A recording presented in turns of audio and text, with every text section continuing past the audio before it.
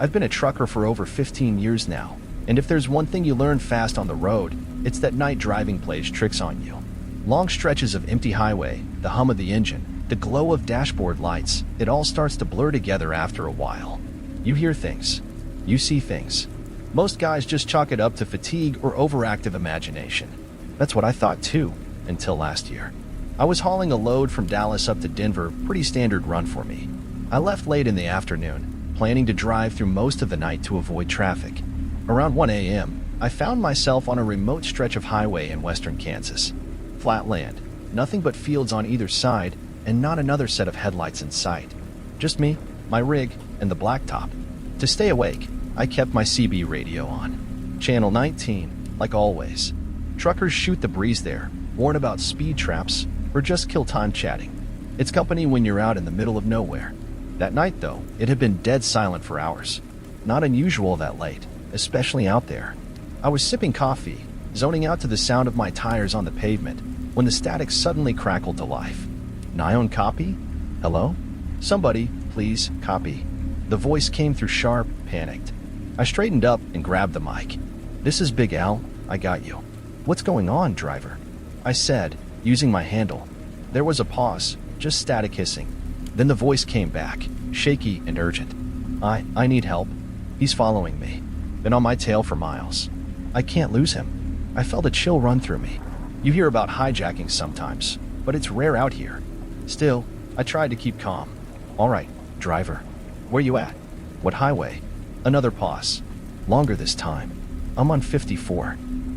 Near mile marker 212. I frowned. That didn't make sense. I glanced at my GPS. I was also on Highway 54, and I had just passed mile marker 212 less than a minute ago. I grabbed the mic again. You sure about that? I'm on 54 too. I had seen no trucks ahead or behind me for a while. Static. Then, quietly, I see you. I felt my stomach drop. I immediately checked my mirrors, looking for headlights. Nothing but darkness stretching behind me. You messing with me, driver? I asked, trying to sound more annoyed than unsettled. The voice didn't answer right away. When it did, it was softer, almost like he was talking to himself. White Freightliner, red decals, flatbed trailer. My blood ran cold. That was my rig. Exactly. I slammed on the brakes and pulled onto the shoulder, heart pounding in my ears. I flipped on every light I had, beacons, hazards, everything illuminating the empty road around me. I yanked the mic back up. Who is this? How do you know what I'm driving? No response. Just that low static, like the radio was breathing. I killed the engine, sat there in the glow of my lights, and scanned the area. There was no one. No vehicles. No sign of movement. Just the wind stirring the grass along the highway. After a minute or two, I figured it had to be some sick joke. Maybe another trucker parked somewhere nearby with a scanner, having a laugh at my expense. I was about to start the engine when the radio crackled again. Don't get out. It was the same voice, but now it was right in my ear, like he was sitting in the passenger seat. I whipped my head around, instinctively reaching for the tire iron I kept behind my seat. The cab was empty. I felt my skin crawl. I hadn't said anything aloud. How did he know I was even thinking about getting out? I keyed the mic, my hand shaking now. Who the hell are you? This time, the voice didn't answer directly. Instead, I heard something that made my blood freeze. It was breathing. Slow, deliberate breathing. And then, in a whisper so faint I thought I imagined it. I'm already here. I dropped the mic and twisted around, checking every inch of my cab, my sleeper berth, even the floor. Nothing. I was alone, but I didn't feel alone. The air felt heavy, like the atmosphere before a tornado touches down. My skin prickled with that sixth sense, you know, the one that tells you when someone's watching you. I forced myself to restart the engine and got back on the highway, telling myself I'd find the next truck stop and call it a night. Maybe I was more exhausted than I realized, starting to hallucinate. But the radio stayed on, and so did the breathing. No matter what I did changing channels, turning the volume down, it kept coming through, steady and rhythmic. I was about 10 miles down the road when I saw headlights ahead. Relief washed over me at first, another trucker. Maybe I could flag him down, talk this out, shake off whatever was happening. As I got closer, I recognized the shape of the rig. It was a white Freightliner. Red decals. Flatbed trailer. My exact setup. At first, I thought it was just coincidence. There are plenty of trucks like mine on the road. But as I passed it, my headlights swept across the side, and I felt my heart stop. The DOT number on the door, it was my number. That wasn't just a similar truck. It was my truck. Except, I was still driving mine. I stared at it as I passed, but the cab was dark. I couldn't see a driver. I floored it, heart racing, glancing back in my mirrors until the other rig disappeared into the night. The breathing on the radio grew louder. That's when I noticed something else. Mixed in with the static was a faint voice, my own voice. It was repeating everything I had said on the radio earlier, like an echo, except it wasn't quite right. The tone was off, flat, emotionless, like a bad recording. I shut the CB off completely, ripping the power cord out. The cab went dead silent, but that didn't help much.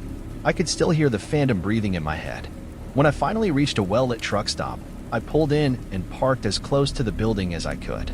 I wasn't about to sleep in that cab. I grabbed my stuff and headed inside, trying to shake the feeling that something was following me. I kept looking over my shoulder, half expecting to see. I don't know what. I checked into a room at the attached motel, locked every bolt and chain, and left the TV on for background noise. I must have fallen asleep out of sheer exhaustion. When I woke up the next morning, sunlight streaming through the thin curtains, I almost convinced myself it was just a bad dream. Sleep deprivation messing with my head. That is, until I checked out and walked back to my truck. There were muddy handprints on my passenger door, and on the inside of the glass. I hadn't opened that door once during the trip. I stood there, staring at them, my heart thudding. They weren't smudges like you'd expect from someone getting in normally. They looked like someone had been pressed against the window from the inside, palms flat, fingers splayed wide. I inspected the cab, every lock, every compartment. Nothing was stolen. Nothing was out of place. But I couldn't shake the feeling that something had been in there with me. I got the hell out of that truck stop and finished my haul, but I kept the CB radio unplugged for the rest of the trip. I didn't care if I missed every speed trap from Kansas to Colorado. I still drive, but I've never taken that route again. And I never, ever use Channel 19 at night. Because sometimes, when the road gets too quiet, I swear I can still hear that breathing.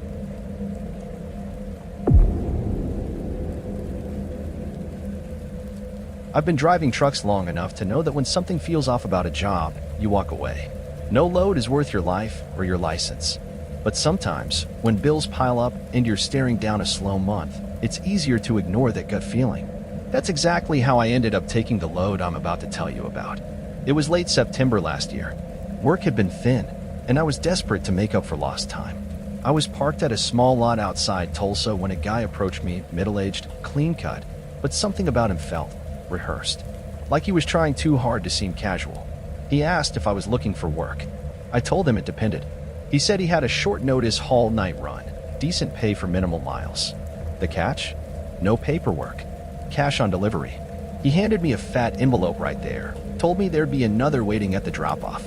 Normally, that's a red flag the size of Texas. But I counted the bills. It was more than I'd make in 2 weeks. The guy pointed me toward a plain white box trailer parked at the edge of the lot. Said it was already hitched and ready to go, just get it to a warehouse outside Amarillo by sunrise. I asked what I was hauling.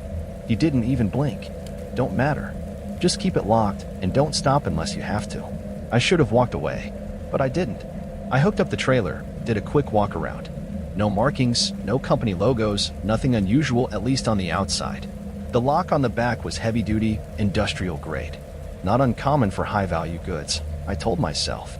I hit the road just after 9 p.m. The highway was quiet, the kind of empty that makes you feel like the last person on earth. At first, everything felt routine.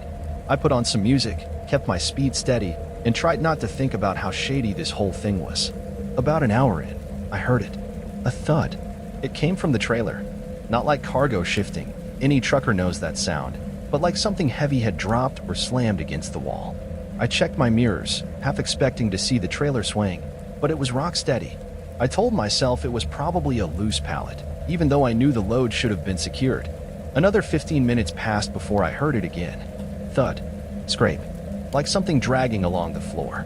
That's when I felt the first real wave of unease. I reached for the CB out of habit, but then remembered I wasn't supposed to be on this run. If anything went wrong, I couldn't exactly call for help without explaining why I was hauling mystery cargo with no manifest. I kept driving, but the noises didn't stop. They got worse. Soft, rhythmic pounding. A shuffle. Then clear as day, a knock. 3 slow knocks right against the front wall of the trailer, just behind my cab. My hands tightened on the wheel. My mouth went dry. I told myself it had to be something falling over, maybe a strap coming loose. Maybe even an animal trapped inside, a stray dog or something. It wasn't uncommon for rats to get into warehouse shipments, but this sounded bigger. I tried to drown it out, cranking up the radio, focusing on the road. But then I heard it. A voice. It was faint, muffled by the trailer walls, but it was there. Help? I nearly slammed on the brakes right then and there. My heart was racing, my mind spinning. Was someone inside the trailer? I told myself that wasn't possible. No way. Who would lock a person in a sealed trailer and hand it off like freight? But the voice came again, weak and desperate. Please, help me. I pulled onto the shoulder, my headlights cutting through the dark. I sat there for a moment, staring at the empty road ahead, trying to decide what the hell to do. I knew I wasn't supposed to open it. The guy had been very clear about that.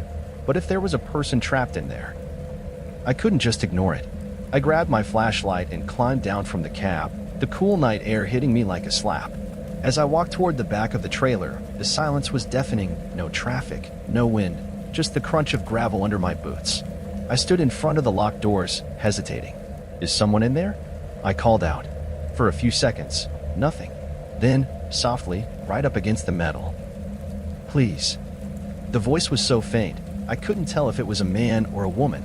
It sounded wrong, like someone imitating desperation rather than actually feeling it. That's when I noticed something that made my skin crawl. The lock. It wasn't latched anymore. It was hanging loose, like it had already been undone. I know for a fact that lock was secured when I left Tulsa. I checked it myself. I should have walked away, driven off, and never looked back. But my hand moved on its own, reaching for the handle. I pulled the doors open.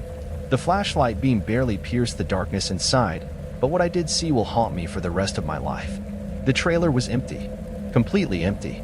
No cargo, no crates, no pallets, just a dark, hollow space and the faint sound of something breathing. I stepped back instinctively, my heart hammering in my chest. I swept the light across the interior again, convinced my eyes were playing tricks on me. That's when I saw them. Handprints, dozens of them, smeared along the walls and floor. Some were small, child-sized. Others were far too large to be human. They weren't just dusty marks. They were dark, like they'd been left in something wet. I didn't want to think about what that might be. Then I heard movement. A shuffle, deeper inside the trailer, far beyond where my flashlight could reach. I didn't wait to find out what it was. I slammed the doors shut and fumbled to latch the lock, even though every part of me screamed that whatever was in there hadn't needed a key to get out the first time. I sprinted back to the cab, locked the doors, and tore back onto the highway without looking back. For the next 2 hours, I drove like a bat out of hell, refusing to stop, refusing to listen to the faint knocks that started up again behind me. When I finally reached the warehouse in Amarillo, it was just before dawn. The place looked abandoned, no lights, no vehicles, just a single overhead lamp flickering above a loading dock. A man was waiting there. Not the same guy from Tulsa, but similar, dressed sharp, expressionless. He waved me into position without a word. I backed the trailer up, killed the engine, and climbed out, my legs still shaking. The man handed me another envelope, just like the first. Then he pointed at the truck. You didn't open it, did you? He asked, his voice flat.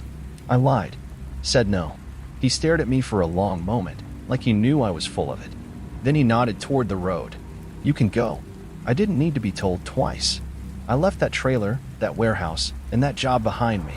I don't know what was in that trailer or who, but ever since that night, I've had this lingering feeling, like I didn't just haul something. I let something out. I sold my rig a week later. Took a job doing local deliveries, nothing overnight, nothing long haul.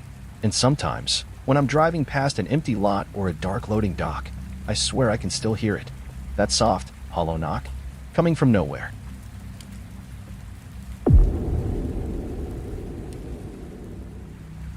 I've been driving trucks long enough to know that the highway changes after midnight.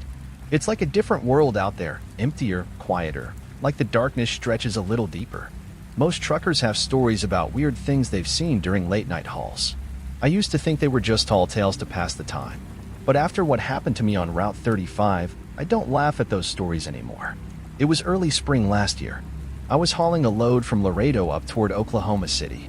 I'd gotten a late start and was planning to drive through the night to make up for it. Around 2 a.m., I found myself on a remote stretch of highway just north of Austin, mile marker 66. I remember because I glanced at it right before everything went sideways. It was raining hard, one of those heavy downpours where your wipers can barely keep up and the road disappears under a sheet of water. Visibility was garbage, and I was gripping the wheel tight, leaning forward like that would somehow help me see better. That's when I saw her, a figure standing on the shoulder, right at the edge of my headlights. At first, I thought it was just a road sign or maybe a mailbox caught in the beam, but as I got closer, I realized it was a woman. She was standing completely still, facing the road, wearing what looked like a light dress, not nearly enough for that kind of weather. No umbrella, no jacket, just standing there in the pouring rain with one arm half raised, like she'd tried to thumb a ride but didn't have the energy to hold it up. Now, I've always had a personal rule: never pick up hitchhikers, especially not in the middle of nowhere, in the middle of the night. It's just asking for trouble. But something about her made me hesitate. She didn't look like your typical hitcher. She looked out of place. Vulnerable, maybe. I told myself I'd want someone to stop if my sister or daughter was stranded like that. So, against my better judgment, I eased onto the shoulder a few yards ahead of her and flipped on my hazards. I watched in my mirror as she walked toward the cab, her movements slow and deliberate. I reached over and unlocked the passenger door, telling myself I'd just give her a lift to the next gas station and be done with it. When she climbed in, I noticed two things right away. First, she wasn't wet. Despite the rain still hammering down outside, her dress and long dark hair were completely dry. Not a single drop on her. At first, I thought maybe I was seeing things wrong in the dim light. But no, she looked like she'd just stepped out of a climate-controlled room. Second, she didn't say a word. She sat down, folded her hands in her lap, and stared straight ahead. No thank you, no explanation, nothing. I cleared my throat, trying to break the silence. Rough night to be out walking, I said, forcing a chuckle. She didn't respond, didn't even look at me. I glanced over, trying to get a better look at her face. She was pale, too pale, and her eyes were fixed on the road ahead like she wasn't really seeing it. I felt a prickle of unease creep up my spine, but I told myself she was probably in shock. Maybe she'd been through something, car broke down, bad situation, who knows. I put the truck back in gear and pulled onto the highway. For a few miles, the only sound was the rain on the roof and the hum of the engine. I kept sneaking glances at her, hoping she'd say something, give me a clue about where she was headed. Finally, I asked, "Where you going?" "Nearest town's about 15 miles up." She didn't answer. I tried again. "You got a name?" Nothing. Just that blank stare. I was starting to regret stopping at all when, out of nowhere, she finally spoke. In a soft, flat voice, she said, "He's still out there." Her words sent a chill through me. I tightened my grip on the wheel. "Who?" I asked, glancing at my mirrors, half expecting to see headlights behind us. She didn't answer. I felt the air in the cab grow colder, like the temperature had dropped 10 degrees in seconds. I reached over to adjust the heater, but it was already blasting warm air. That's when I noticed something that made my stomach turn. The seat beneath her was bone dry. Now, anyone who's driven a rig knows that when someone climbs into your cab soaking wet, they leave a mess, puddles, damp seats, the whole deal. But not her. It was like she hadn't even disturbed the fabric. I swallowed hard, my pulse quickening. I wanted to ask more, but something deep in my gut told me not to. Like if I pushed her for answers, I wouldn't like what I heard. We drove in silence for a few more miles before I saw the glow of a gas station up ahead, a lone island of light in the darkness. Relieved, I pulled off the highway and into the lot. I figured I'd drop her there, maybe call someone to come help her. As I rolled to a stop under the canopy, I turned to tell her we'd arrived. But the passenger seat was empty. She was gone. The door hadn't opened. I hadn't heard a sound. 1 second she was there, the next, nothing. I sat there, heart pounding, staring at the empty seat like it would offer some kind of explanation. Then I noticed something on the dashboard. A small, damp handprint. It wasn't there before. I don't know how long I sat in that gas station lot, trying to process what had just happened. Eventually, I convinced myself I'd imagined it, that maybe I'd driven too long without rest, maybe I'd hallucinated the whole thing. But deep down, I knew better. A few days later, I was back on that route during daylight. Curiosity got the better of me, and I pulled over near mile marker 66, the same spot where I'd seen her. There was a makeshift cross on the side of the road. Flowers, weathered photos, a candle burned down to the wick. I got out to take a closer look. The name on the cross was Emily Carter. Died 2 years ago. I did some digging later that night. Found an old news article. She'd been hitchhiking home after her car broke down, picked up by the wrong person. They found her body in a ditch a week later. They never caught the guy who did it. Now, I don't stop for hitchhikers anymore. Not because I'm afraid of getting robbed or worse, but because I'm afraid of who might actually get in. And sometimes, when I drive past mile marker 66 on a rainy night, I swear I see her standing there, still waiting for a ride.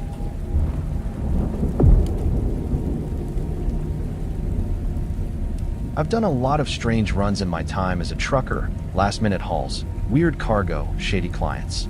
But nothing ever came close to what happened on that delivery last fall. It started like any other day. I was between jobs, parked at a truck stop outside Albuquerque, when I got a call from a number I didn't recognize. Normally, I don't pick up unknown numbers, but work had been slow, and I figured it might be a dispatcher with a load. The voice on the other end was calm, almost too calm. A man, polite but direct. He said he had a private job, overnight delivery, decent pay, cash on arrival. The only catch was that it wasn't through any company, and I'd be given directions in person, not through GPS. That should have been my first red flag. But when he mentioned how much he'd pay, more than I'd make in a week, I agreed before I could talk myself out of it. We met in the back lot of the truck stop an hour later. He was already waiting beside a small, unmarked trailer.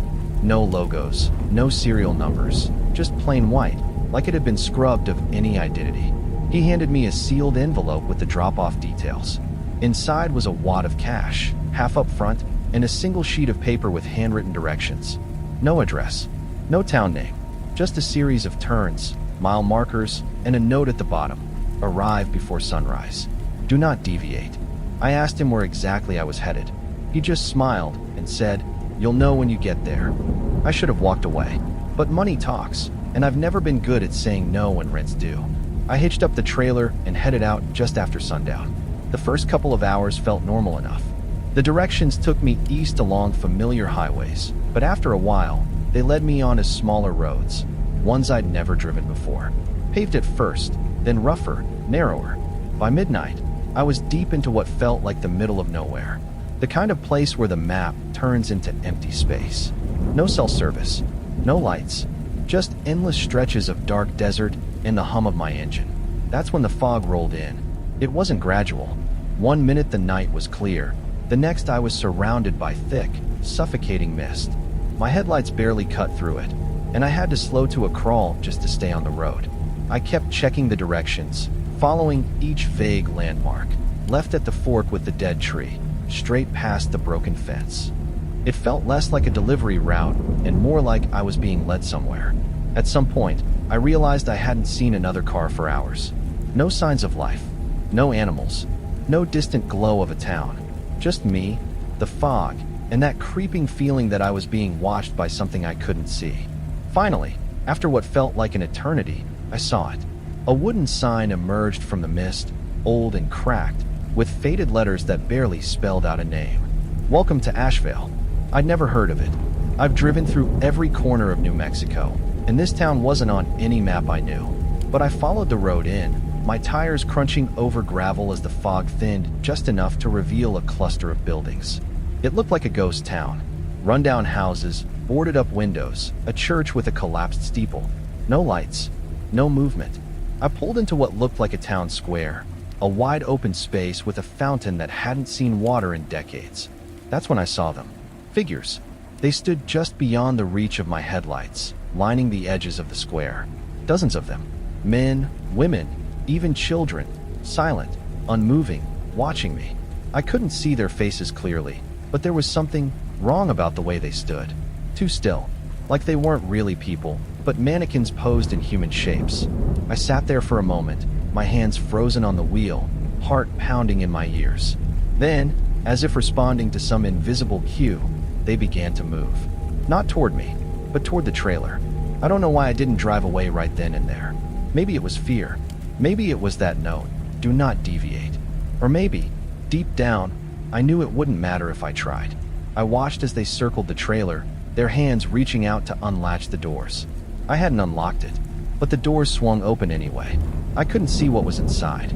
The angle and the darkness swallowed everything beyond those doors. But whatever it was, the townspeople, if you could even call them that, began to unload it. They moved in perfect unison, passing along large, heavy crates that I know hadn't been there when I hooked up the trailer. Crates that looked old, decayed, like they'd been waiting in that trailer for far longer than a few hours. I don't know how long I sat there, watching this impossible scene unfold. Time felt different in that place. Finally, when the last crate was carried away into the shadows, one of them approached my cab. It was a woman, her face pale and expressionless, eyes clouded like she hadn't blinked in years. She reached up and placed something on my side mirror. It was the other half of my payment, an envelope, just like before. Then, without a word, she turned and walked back into the fog, disappearing with the rest of them. I didn't wait around to see what would happen next. I threw the truck into gear and followed the road back the way I came, though I never once saw the same landmarks on the return trip. The fog didn't lift until I hit pavement again, and by the time the sun started to rise, I found myself pulling into a familiar stretch of highway, like I just left a dream. When I stopped at a diner later that morning, I asked around about Asheville. No one had heard of it. I checked maps, GPS, even old records. Nothing. It's like the place never existed. But I know what I saw. Sometimes, when I'm parked alone at night, I open that second envelope. The cash is still there, but tucked between the bills is something else. A small slip of paper with 2 words written in the same neat handwriting as the directions. Thank you. I haven't taken a private job since, because whatever I delivered that night, it wasn't meant for anywhere on this map. And I'm terrified that one day I'll get another call.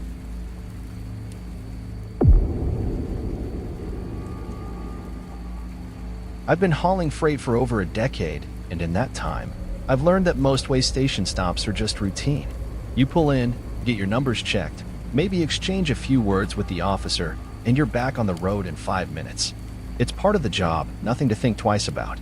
But one night last summer, I learned that sometimes those scales can reveal things you don't want to know. I was running a late-night solo haul from Memphis to Atlanta. It was supposed to be a simple dry run, empty trailer, deadhead miles to pick up a load in Georgia. I wasn't thrilled about driving empty, but dispatch needed the trailer moved, and I needed the paycheck. It was around 2 a.m. when I hit a way station just across the Alabama state line.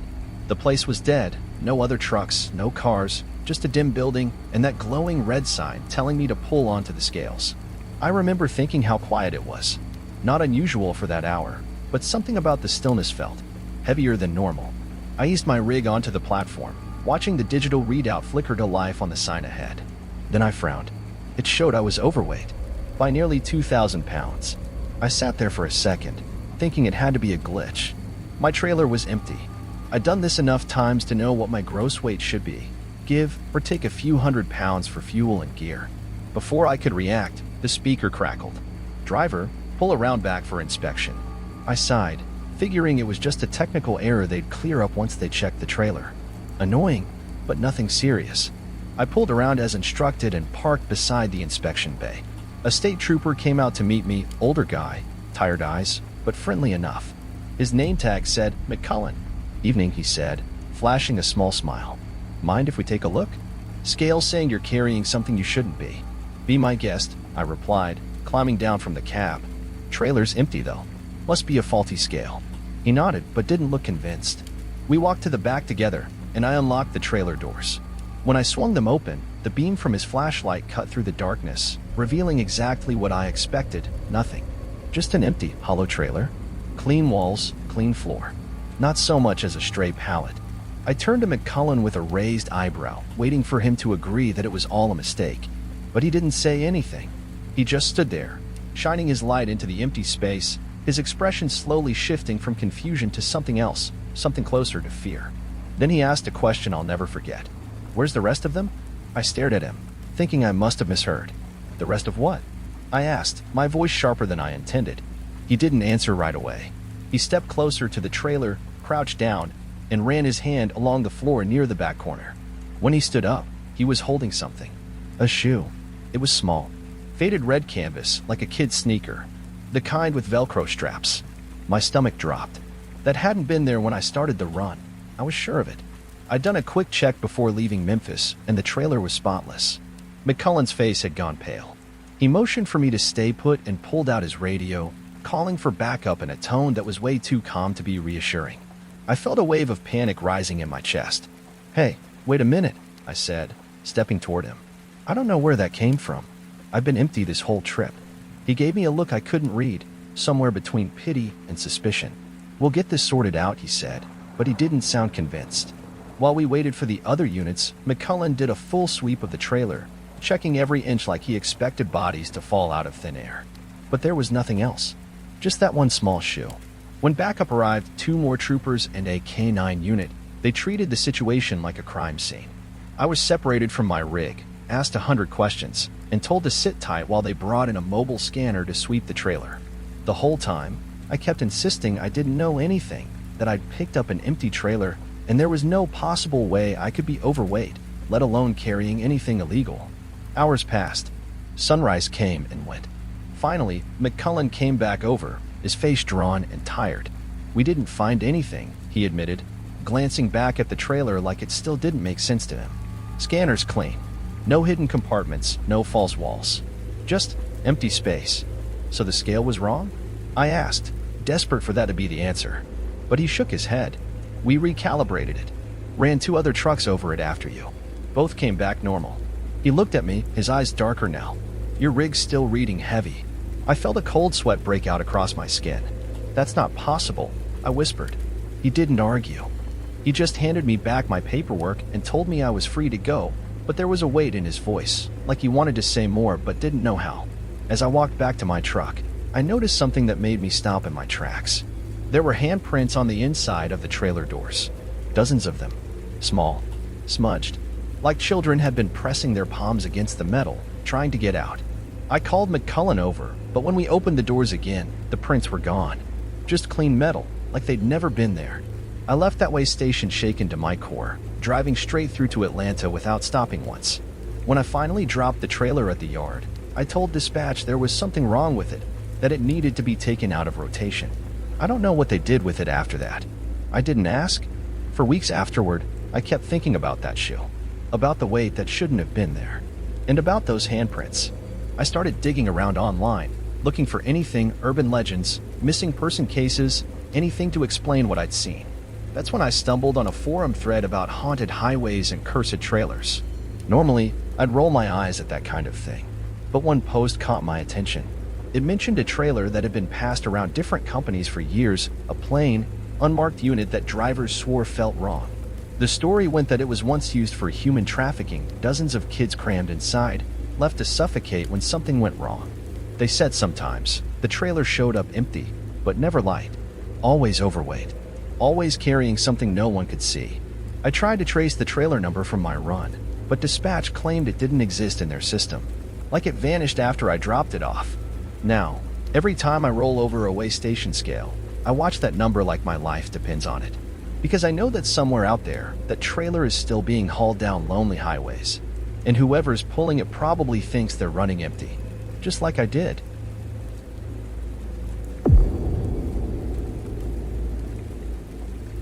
Every trucker's got their own way of staying awake on long hauls. Some blast music, some chain smoke, others live off bad coffee and energy drinks. For me, it was always the CB radio.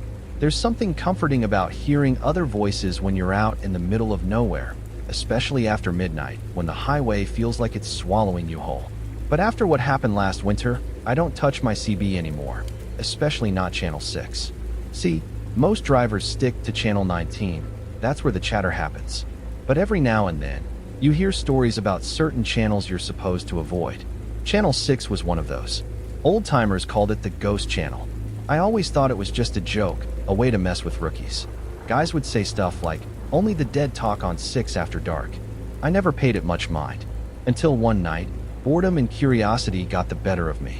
I was hauling a load through the Dakotas, flat land, no lights, no traffic, just endless blacktops stretching for miles. It was past 1 a.m., and the CB had been dead quiet for hours. I'd already run through every playlist on my phone, and the hum of the engine was starting to lull me into that dangerous, sleepy zone. So, without really thinking, I reached over and flipped the dial to channel 6. At first, it was just static. Nothing unusual.